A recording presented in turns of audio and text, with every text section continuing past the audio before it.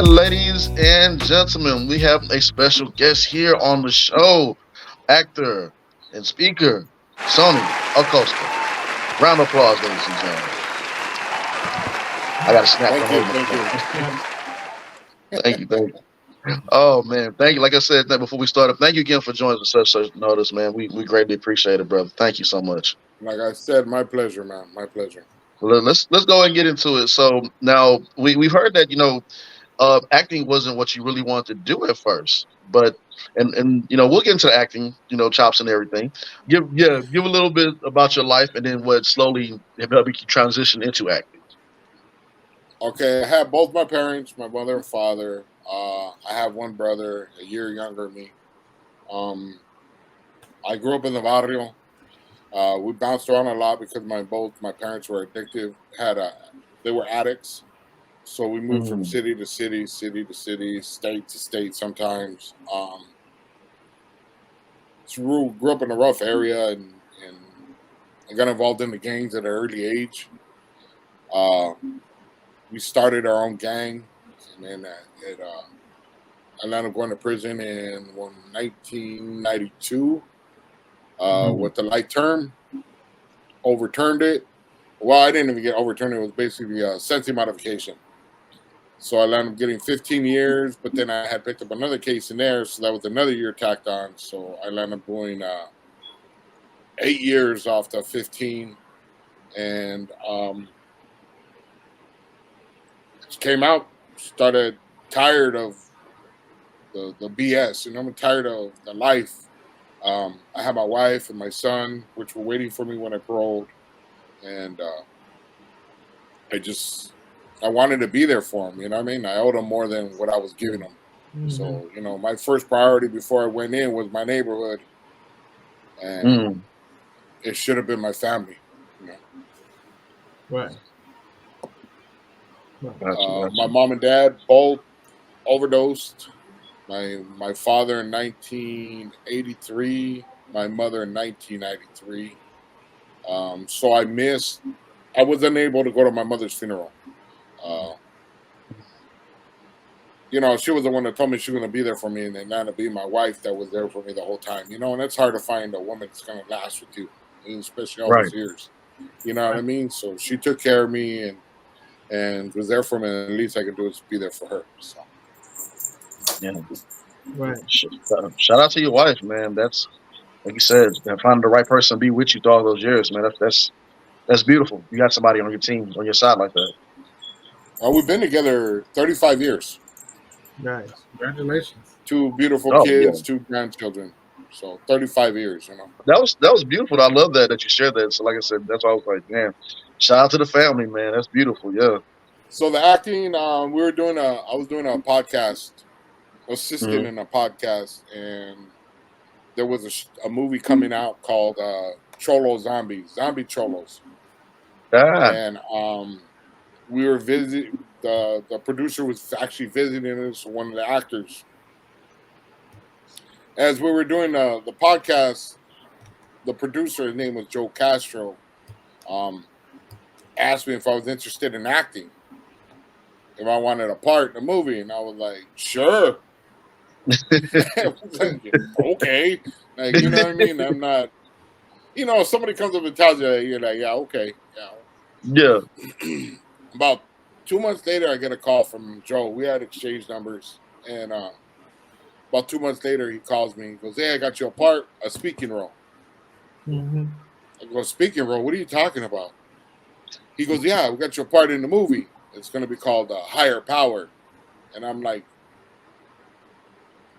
"I'm not an actor." He's like, "No, no, no. Just come in, and we'll work with you. We'll get you filmed, and we'll plug you in." I was like, "All right, I guess. I'll see what I can do." So Mm-hmm. I Yeah. go in, and it's maybe 2 hours away, 2.5 hour drive. Mm-hmm. So we go, and I find them, and then we go for the filming. And the director tells me, "Hey, can you talk like this?" And I was like, "Well, kind of. I've been in that situation before. It's kind of like a gang leadership role." And the guy is kind of being verbal with everybody, like, a little verbal. So I was like, hey, I've been there before. I can do that. So I did it, and he added some extra parts in there for me, and like, okay, cool. Didn't really think nothing of it. Then Joe called me again. He's like, hey, you want to be in this movie? And I was like, okay. Mm-hmm. Joe showed it to somebody else, and that other person was like, hey, do you want to be in this movie? I was like, okay. So I'm jumping from movie to movie, and I'm like, oh, this is cool. Yeah. And then the last one was they called me some lady. I met this lady in a podcast, another podcast that I was assisting in, and her name was Bernice Valle. She runs Streets to the Set. It's like a casting agency, Mm-hmm. and she was talking about she needed help with something. I go, I'll help you. I'm not doing nothing that day. I got your back. I go. So it was at a film festival. So I went over there and helped her for the day. And she calls me and says, hey, you want to be on this TV show? I was like, doing what? She goes, you're just going to be background. I was like, sure. I mean, I got nothing. I'm making a little money. Yeah. And it happened to be this fool on Hulu. Wow. So when I walked in, they go, okay, you're going to be doing a feature. And I was like, what's a feature? What are you talking about? I don't know. You know what I mean? I don't know all the Yeah. lingo. Right. Well, a feature is when they focus just on you. Mm-hmm. There's nobody else around. They just focus just on you. So I go in there and he's telling me just nod, go like that. That's all you got to do. And I was like, so I'm doing this for like literally like a minute. My neck was starting to hurt because it was just, and I'm in Yeah. front of this blue screen, the green screen, Yeah. and I'm like, okay, like what do you do? So I do this for like, I'm there for like 20 minutes, and they go, okay, you can go home. I was like, okay. So I'm thinking 20 minutes, how much should I make? I mean, I'm trying to calculate how much money I make. Right. Mm-hmm. Well, they gave me a yellow voucher. There's two different vouchers. There's a blue one and a yellow one. A blue one is non-union. A yellow one is union. If you got to get 3 vouchers in order to be SAG eligible. Right. So you can get all the blue you want. You're never going to be SAG eligible. So they give me a yellow voucher, which means I got paid union rates. Right. So I was like, oh wow. So when I got the check, I was like, wow, like I made this in Yeah. 1 day. Like this is cool. So then a couple days later, they called me back to come back in, and it just progressed. It just kept calling me back in. I went up for an actual part. Almost got it. I apologize. Almost got the part. The only reason I didn't get it was the main actor's. It was his best friend. Gotcha. Oh. So it was like a little favoritism, which is cool. You know what I mean? I understand. But Mm-hmm. for me to go for one part that I've never had, I never even did a self tape. I had a friend called, his name's Adam Mendoza. He's an actor. He helped me do the self tape, which is you tape yourself doing this Right. acting and you put yourself in the scene. So Adam helped me and he worked with me until I got it right. And then we shot the film in there. And then I actually made it to the last person before they give it to the other person. And that was my first time out. So I was like, okay. So, you know what I mean? And then I've been on squat and a couple other little things. So it's been fun. So now I'm taking some acting classes in college. I was taking some outside college, Mm-hmm. private acting school, Alex Afaro acting school, and just working on my craft. Nice. So you got into this prior with no acting. With No acting. no. Never had the intention of being on the camera. Wow. That's good, man. That's great. Tell us a little bit about your channel called The Streets Aint Loyal. I was actually assisting on another channel, and then we had a disagreement, and I walked away. I was like, I'm done. You know what Yeah. I mean? I'm not trying to get clout. I'm not trying to get money. I'm done. And I was just gonna leave it alone. And then Right. some guy texted me on Instagram and told me, "Hey, I'll buy all your equipment, your laptop, I'll buy your microphones, I'll buy everything for you, your camera, if you just make your own show." And I'm like, he goes, "I'll take you right now to Best Buy." And I was like, "Dude, I don't want your money. I don't want your camera. I don't want that, And he goes, "Well, because your message helps me. When you talk, I can understand where you're coming from. We're around the same age. And I think it helps people." So I said, I thought about it. You know what, dude? Let me think about it.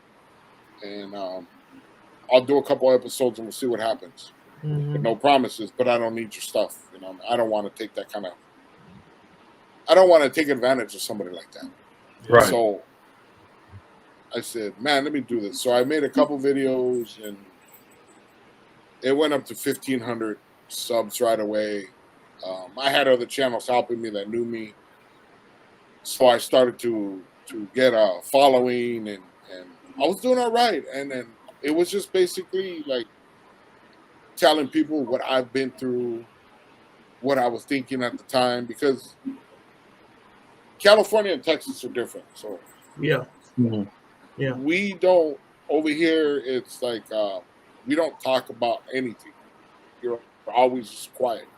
No matter what's going to happen, no matter how it's going to go down, just shut your mouth. Mm. And so nobody really knows how the other person's going to feel about something until I started to speak. And I would tell them, "Oh, yeah, we're going to get a ride. I was doing this, or this is how I felt." And they would understand. And they were like, I felt the same way. So I started having a little, how would you say, connection with some of my followers. Yeah. So they were like, I would tell the kids, like, you don't want to get involved in this for this reason. And even though I don't have a lot of kids following me, I think I'm more of the adults follow me so that they can teach their kids not to do what I was doing. Right. Being in the same position that I put myself in. Because in all reality, all I wanted to ever do was just gangbang for my neighborhood. It wasn't about drugs. It wasn't about money. And I'm pretty much like that, the type of person where, like, my YouTube channel ain't about the numbers I get. It's not about my subs I get. I'll be lucky to make $100 every 5 months. It's not about the money. I have, even for a while, I demonetized um, because I wanted people to understand it's about the messaging, about anything else. Yeah. So I just want to be able to help people. So that's what my channel is about. And you definitely inspire a lot of people through a lot of the things you do, through your giving back. But who inspires you to do what you do? That's kind of funny. My father passed away when I was about 12 years old. So I have a good memory of him. But he had his issues. What inspired me probably the most was my neighbor. My neighbor's name is Amado. He somehow he got sick. I don't know what's wrong with him. I never asked him.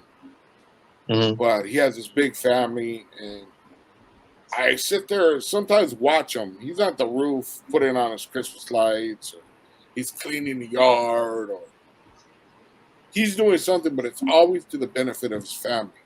Right. Yeah. And that dude kind of inspired me for some reason, where it's like, dude, that's the way I should be with my family instead of me being out there running the streets.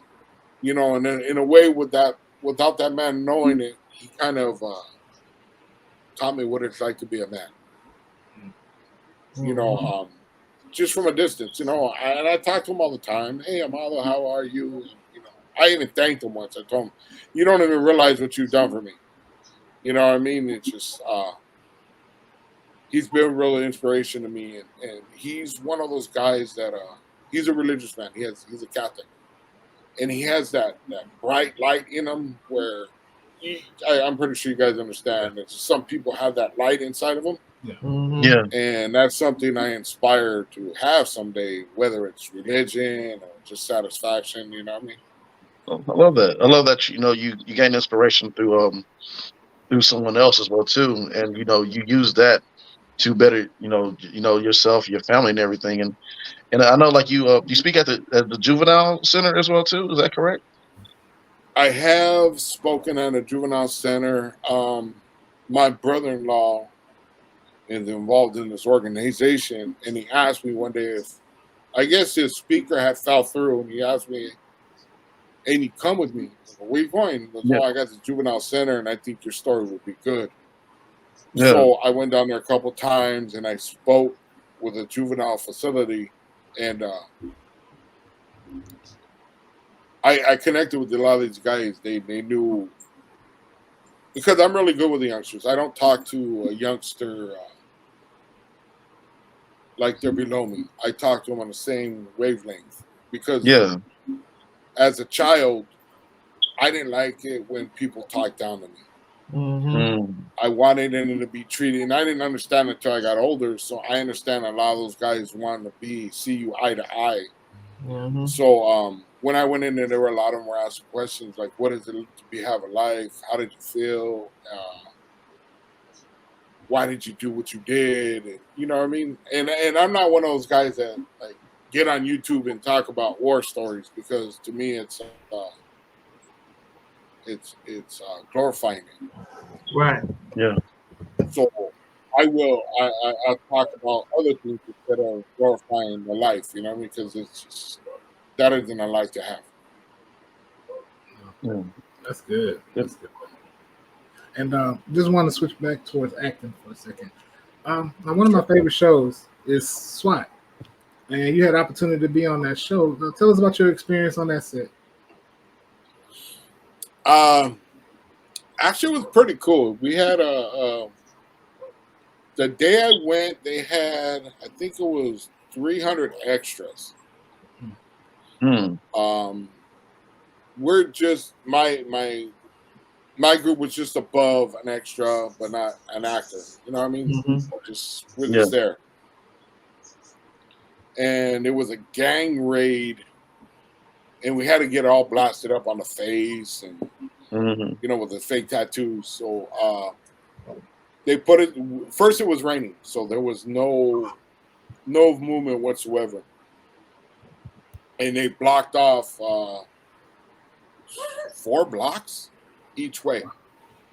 They like had SWAT cars, they had everything you can think of. They look like these guys look like real cops. Mhm. So like there was a little incident, one of the things, and this guy's walking up, and I was like, "Oh man, they called the cops," and somebody was like, "That's an actor." I was a little nervous. I was like, "Man, this dude's gonna bust us out." So um, they pulled me out. Okay, you're gonna be in this scene, and they got me in multiple scenes where it's like they're following me with the camera, kind of. So it's not multiple. It's one scene, but it's like real pictures of. And what they do is handcuff you with plastic straps, and Hmm. then you gotta walk and get inside of a paddy wagon. So I was in a paddy wagon. All the actors coming up. Hey, they were really nice. All the actors, the main actors, were coming up. Hey, thank you for coming and helping us out. And I had never been on a set where all the actors coming. Thank you. You know what I mean? So it was Yeah. cool. You know what I mean? That's pretty Right. cool feeling, right? I know that's pretty cool feeling right there. I mean, it's pretty cool that like when you tell these stories and it seems like it all keeps coming down to somebody just randomly looking at you like, "Hey, you, come here. We want you in this." And it's just, Yeah, you ever thought about I that? think yeah, no. Somebody actually brought that up to me. One of the guys from the Mayans. I don't know if you ever seen the Mayans TV I show. have. I have. That Okay, is the one of my shows. Mayans. One of the actors from the Mayans, he came to our class, the acting class that we're doing, and he started talking about. I watched well, we did a play, first of all. We did a play on live in front of an audience. And he had actually went to go see the play. So when he came to our class, he was like, yeah, I watched your plays, and I wanted to shout. He was shouting me out. I was like, why are you shouting me out? Because I know there was other actors that did better than I did. Right. He goes, but he was like, and the reason I'm going to shout you out is because of your age. He goes, ain't nobody else doing that at your age. He goes, all these other guys, you know, they're young and they're inspiring and they're doing their thing, but let's be honest, I can get 1,000 of those. He goes, you, on the other hand, are older. It's hard to find an older guy to come out and do the things that you're doing. So I think that's what makes me a little different than most. It's not that I got these crazy acting skills. It's the fact that I'm older. I got that look like a real convict, I guess. You know what I mean? I got that look like I'm really street. So that helps me out. Do you and I have a lot of people. Huh? Do you ever get tired of like the stereotypes like that? Like you're a street guy, or do you ever want to play anything else? I actually want to play a grandfather. The street thing is cool, and me, I think like everybody has a place. I don't think I would be a good Hamlet. I don't think I'd be a good Rock in the movie or any of the sort. I fall in a certain category, and I'm cool with that. You know what I mean? I'm not trying to win Oscars or nothing. I'm just having fun with this. The opportunity came my way, and I'm enjoying it. I'm like, hey, you know, this is fun. I mean, this is something I never thought I would do. Never thought about it, and just having this opportunity is cool for me. You know what I mean? And I'm cool with whatever they put me in. I don't want to be dressed in no dress. I don't want to be.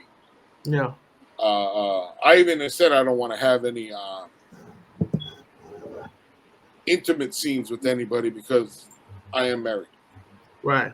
And I just wouldn't feel comfortable laying in bed with anybody else other than my wife. So I'm cool just being a gangster on the street or ex-convict or prisoner or whatever it is. I'm cool with that aspect. Right. Gotcha. And we talked about that before too, what the intimate scenes and everything, because it was like nobody won't see me do all that. Like let's stick to the story, and let's stick to the story and these other scenes, and we're good. And so yeah, one of the scenes they were, oh, you want to take off your shirt? I was like, no, ain't nobody want to see man boobies. I'm cool. You know what I mean? I'm cool. At one time, okay, I would have taken off my shirt and been all flexing, but I'm at the age, I'm already 56. It's like I'm an old man, and just let me, you know, like I said, I would rather be a grandfather in a movie. Right. You know what I mean? I think I would be a good grandfather because I am a grandfather and I spend a lot of time with my grandkids. Beautiful. So I think, you know what I mean? I think I have a lot to offer when it comes to that. No, I was just gonna say, in this acting industry, you know, we always try to create this platform to where we can have other actors share their experiences and advice. What's the best piece of advice that someone shared with you that you can share with other actors that's out there? I think, and this is just my experience, being authentic, being you. I think a lot of people go in there as an actor and they act the part that they think other people want them to be. Versus, like I said, I had Adam Mendoza, which was an actor helping me. He brought out the natural part of me on how I would react to things. And I think just being authentic is what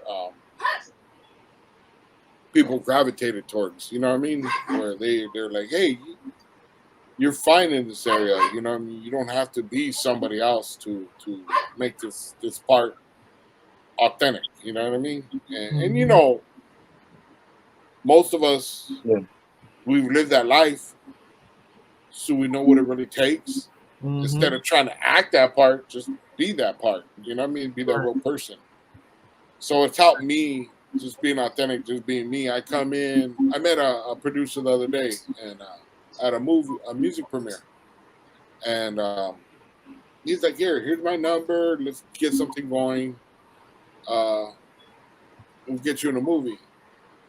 But he doesn't know yet that I actually wrote something. So we're in the process of trying to get people to invest in a movie. You know, we had some people until that strike. So once that strike Yeah. hit, it messed everything up. So we're hoping that they Yeah. come right back. You know, because there was a couple people, like I think three different producers that wanted this movie that we wrote. So Nice. Well, the strike is over, so yeah, so we're waiting to see what transpires. You know what I mean? We got our actors. We're ready to roll. Which is me. I'm trying to bring people into this industry that's never had that opportunity. right. I don't want the same actors in the same movie. You know, the same actors in every movie just doesn't. We need some new blood. You know what I mean? And Right. that's what I'm trying to do. It's So, funny. We, I was gonna say what? it's crazy how things work because James here, he has a project that we're working on as well. And we're kind of on that same path where he's trying to getting ready to do a lot of the things that you're doing as well, as far as just trying to get someone to producers to get behind the film. And so it's just funny to see the parallels that you yeah. have that experience. And we haven't met before today, but to see how there's people out there that's striving for the same things that we are. Yeah. It's, you know, No, I ain't. No, I completely understand. It's because, like I said, we were before the strike. We had three people that were interested in the film that we want to do, and they were kind of like fighting Yeah. over it. They were, you know, what I mean, they were like, "This is different. It's not the same. It's not.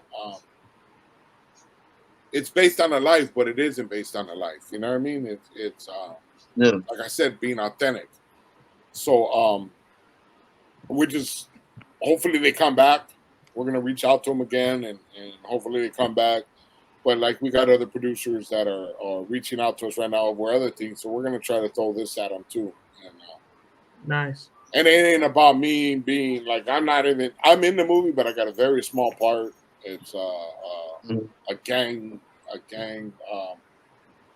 gang coordinator, somebody that's trying to. So it's a very small part. So it ain't about blowing me up. It's just about the message. Like, I mean, the message is important to me. Um, I've lost uh, two of my best friends. Well, actually, three of my best friends to the life. Mm. And you know, as you get older, you start to realize that these people that died at the time, they were my peers. They were just, you know, just like me. They were, you know, to me, they were men. But now that I'm 56, I look back and they were men. They were kids. They didn't have an opportunity to live their life. So it it bugs me now. You know what I mean? I wish they were here with me to see my kids and my grandkids with me. You know what I mean? And Yeah. Mm-hmm. kick Right. it together. You know, like a bunch of old men. But um, that's why I do what I do, because I Yeah. realized these were kids. These weren't men. You know what I mean? Right. Yeah. Man, Right. whenever you get that story with the producers and everything lined up, man, let us know. We'll love to come out and I don't know if you're gonna send it to a film fest or anything, but we'll love to come out there and check it out or whatever, man. That sounds like it's gonna be really good. Yeah, it's a lot different than most movies. Um, let's be honest. It's gang membership Mm-hmm. is you ask somebody, anybody, why'd you get in the neighborhood? Why'd you Yeah. get in the neighborhood? Mm-hmm. And 9 out of 10 times they're going to tell you it's because I had a bad family. I was looking for love in all the wrong places. Right. Mm. And anybody that's been in a life, no, that's not necessarily true. There is other reasons people get into gangs. Mhm. And until we actually bring that out to light, then it's never going to get solved. You know what I Amen. mean? That's the way I look at it. And if we're going to save anybody's life, if we can save one kid's life, it was all worth it to me. You know what I mean? Yeah. Amen. Amen. And I love that you said that as well too. And how do you go about talk to these producers, and that's awesome that you're able to talk to some producers and set that up and everything. That's inspiring, man. I love hearing that. I've been fortunate enough to have a couple big wig producers that, for whatever reason, love the crap out of me. Yeah. They will sit there and call me. You know, on YouTube, sometimes you get in disputes with people, and then that old me comes out. You know what I mean? That old me comes out, and Yeah. I do things or say something I shouldn't say because my temper get the best of me. But these guys will reach out. They'll call it, "Hey, what are you doing? Calm down, relax. Don't let this affect what you're doing." Right. Now you were telling me, Mike, that you know the Mayans, right? Yes, sir. Okay. Well, Emilio Rivera will sit there and reach out to me sometimes. Okay, what Emilio was his Rivera will character on reach the out show? to me. He's a Mero. He's the main guy, the cholo, the big one, The big. the main guy, the older one, El Padrino. Oh yeah, yeah. I know who you're Yeah. talking about, dude. Man, that's awesome, man. That guy's a beast. He's reached out to me and told me, "Hey, are you all right? You need this, you need to calm down, or what I mean, don't let these guys get to you." And Yeah. because there's one particular YouTuber I don't get along with, you know what I Right. mean. Mm. But uh, Emilio's taking the time, and then there's other big time producers that have taken their time to reach out to me. I was the only YouTuber invited to the LAPA Awards, the Latino American Motion Picture Awards. That's I amazing, was the dude. only YouTuber. Now I only got 5,000 subscribers, Mhm. so it's not like I said, I'm not aiming for numbers about the message. Right. But yeah, I've been to some big things where I'm the only YouTuber. Other YouTubers get upset because it's like, well, how did he get in there? And it's because I got a lot of people pulling for me. Right. Yeah.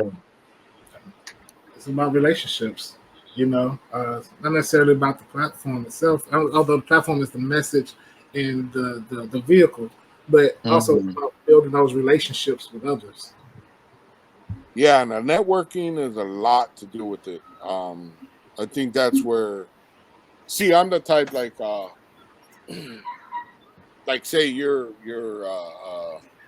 like Emilio Rivera, for instance, right? When I met him, it's not like, "Hey, Emilio, can you be on my channel?" Yeah. I've met other people, other main actors, and other people that are famous, and it's not. I don't go over there. "Hey, can you be on my channel?" Right. Yeah. Hello. I give them my greetings and respect, and I'll talk to them, but I'll never bring them my channel. And they'll be like, Right. "Hey, I heard you got a YouTube channel." Yeah. Even Adam Mendoza, it was like, "Why you never asked me to be on it?" We get that a lot too. Oh, you got a I don't YouTube want to. channel. That's not who defines me. That's not what I am. I'm not. I don't consider myself a YouTuber. Right. Right. So this is not something I go out and just, "Hey, can you be on my channel? Can you be on my channel?" I'm just me, and I meet you on a personal level. Well, we're gonna kick it on a personal level. I'm not gonna bring business into it and start bugging you. I know you got 1,000 people trying to get you on their channel. What Mhm. makes me any different? You know what I mean? So I just stay away from that. Being a people's person, man, it goes far, and people see your heart and your character. It really, really goes far, man. I think that's what everybody sees with you, and that's another way when they see you, they're like, "Hey, Come here, I got something for you. So yeah, Well, it man. was funny. Like when I went to the Lampa Awards, me and my wife were sitting down having a drink. I'm sorry, this dog. Um, the Lampa Awards, right? Me and Hmm. my wife were sitting down having a drink at our table, and somebody taps me on the shoulder and says, "Hey, Sonny," and I'm like, "Yeah." When I turn around, it's Conejo, the rapper from Okay. what's that movie? Tax Collector with Yeah, Shia LaBeouf, Yeah. the yeah. evil guy, right? Right. And he's like, I don't know if you know me, but I like to. I was like, yeah, I know you. You're Conejo. Even my wife was like, how did he know you? I don't know, but it was cool. You know what I mean? To have some of the, and then the guy from Duke of Earl, Cisco, the brother, he knew me. Lighter shade of brown knew who I am. They, a bunch of people that I just like. How do you know me? Well, I know I watch your channel. I do this. I'm like, I'm a big fan. I'm like, well, I'm a big. You're the Yeah. big guy. I'm just, what I mean. But I don't, like I said, I don't like to bug them. You know what I mean? Make things awkward asking them to be on my channel. So I Right. just Yeah. avoid that. Well, man, we greatly appreciate you for spending time with us and talking to us and everything. We most definitely have to get you back on the show again to have another conversation like this, or just like you said, come on out there and just hang out with you, man. If that's all right with you. I'm down, homie. Whenever you let Yep. me know if I ever hit Texas, I will definitely hit you guys up. Go have some drinks or whatever. Go out to dinner. Yeah. Um, as long as it's early, because us old people, dude, we crash out early. Oh, I already Like, know. We we we knock go out. You know what I mean? crash 9 o'clock. That's it. We are the Yeah. young old folk who say, hey, man, we get into that time, man. Yeah. Nah, I'm one of those guys, man. I got knocked out. I'm telling you, I went to a music premiere the other day, and by 9:30, I gotta go. I'm going home. You know what I mean? Tired, but I got my little bib on when I eat and everything, so in case So, the teeth fall out. oh man, we are right there with you, man. Well, go ahead and give tell everybody we can follow you and your YouTube channel. My YouTube channel is the Streets Aint Loyal on YouTube, and I have Sonny Boy Acosta, SONNY boy _ Acosta at Instagram. I appreciate you guys having me on. It was a pleasure. Man, I Anytime thank you you. guys want me on, let me know, and I'm here. I'll shoot you guys my personal number when we get off here, so that you can always reach out to me or whatever. Yes, Okay. sir. Greatly appreciate it. No, thank you.